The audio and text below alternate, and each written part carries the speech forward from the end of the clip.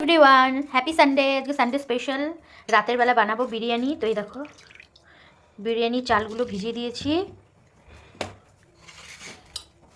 আর এখানে এই যে মাটন সেদ্ধ করে রেখেছি, মাটন বিরিয়ানি হবে। দেখো তো আমাদের এখানে আলু ভাজা হচ্ছে বিরিয়ানির জন্য, আর এখানে অলরেডি এই যে বেরেস্তা কড়াই আছে বিরিয়ানির, আর এখানে মশলা করে রেখেছি।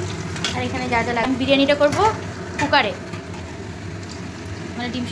আমার এই যে দেখো মাংস মশলা কষানো হয়ে গেছে। হ্যাঁ, এরপর আমি দিয়ে দিব মাটন।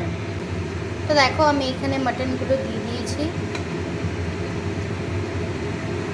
একটু মাটনের জলটা দিইনি, জলটা আমি পছাটা দিই।